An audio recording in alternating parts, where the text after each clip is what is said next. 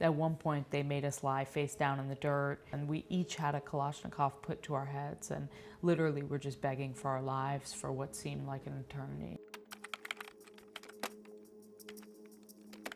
My name is Lynsey Addario, and I'm a photojournalist covering war primarily, and I also cover humanitarian issues and women's issues. I think it was curiosity more than anything. The first time I went to Afghanistan was because I'd read about the situation for women living under the Taliban, and I was curious whether their lives really were as bad as we in the West thought they were. So I literally just borrowed some money from my sister and made some arrangements with the UN and local NGOs and went. The first time I was properly going into a situation where we had no idea what was going on was in Afghanistan right after September 11th, when the Taliban was falling across the country. And I remember being terrified because at one point, one of the New York Times journalists called someone at the Pentagon to literally tell them the car we were in so that they wouldn't bomb us. And I realized, okay, there's a lot that can go wrong here. The next time I went in to a war zone, it was in 2003 when I was going to cover what we assumed would be the fall of Saddam Hussein. That was truly the first time I saw combat, and I saw dead bodies, and I saw the effect of war and civilians fleeing and civilians getting injured.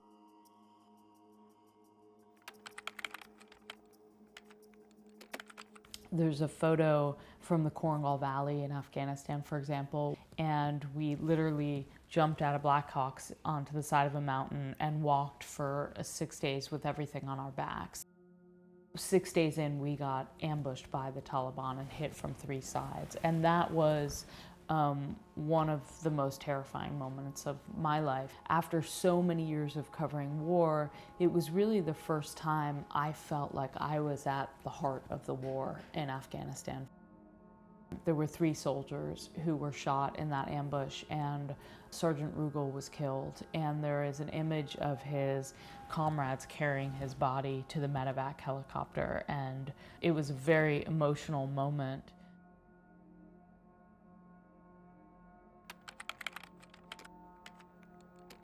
The thing about being a hostage is, and it sounds totally cliche, but you're a hostage in the sense that you have absolutely no power. There was nothing I could do to change my situation aside from be quiet and endure whatever was being dealt to me. Libyan soldiers were told we were spies, all journalists were spies, and to just kill us. And so at one point they made us lie face down in the dirt, and we each had a Kalashnikov put to our heads, and literally were just begging for our lives for what seemed like an eternity.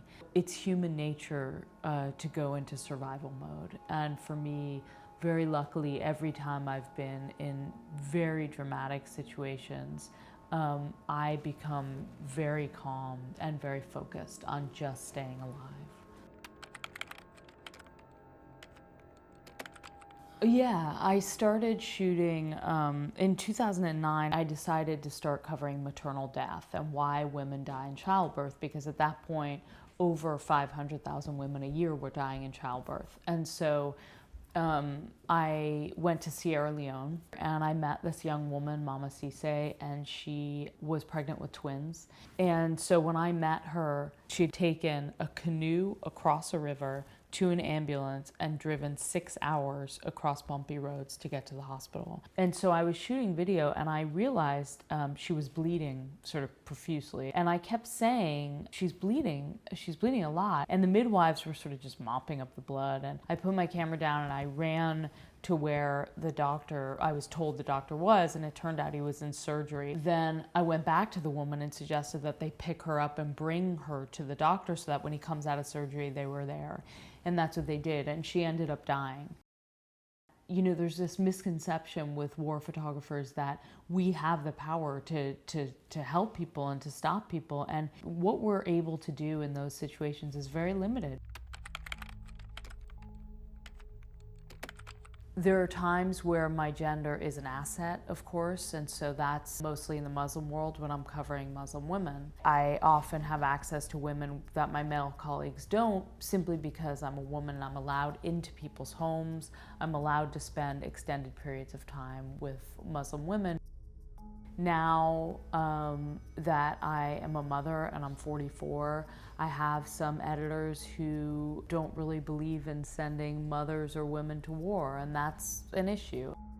When I received a lot of criticism about being pregnant and working in these places, most people never even asked what were the stories you were working on, and in fact, the irony was that I was covering pregnant women most of the time, and so many of the women that I work with in war zones are pregnant and bearing children every day, and no one really seems up in arms about their situation and their lives. Social media is an incredible vehicle for exposing younger people or different viewers to a subject that they wouldn't pay attention to in a traditional media outlet. So I think it's not so much the nature of war, but it's just the coverage of war has changed.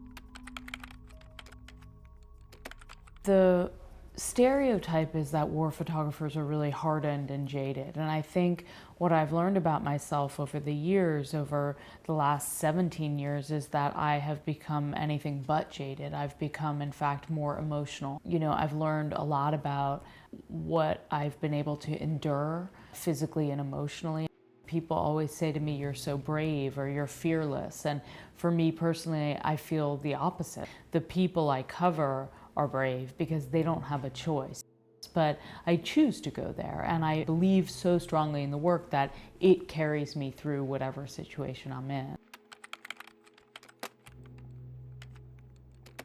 When I look at President Trump, for example, promoting falsehoods every single day, he bases nothing on fact. I think that our job is more important than ever. You know, we need to completely counter what he is saying and the lies that he is promoting with the truth. And there is no better way to do that than to be there and to just continue to do our jobs. Doing this work over many years has given me incredible perspective because I understand the precarity of life. I understand how quickly life can be taken away. I've seen some of the most horrific things that I wouldn't ever wish on anyone, and I think it's given me a great appreciation for the life I have.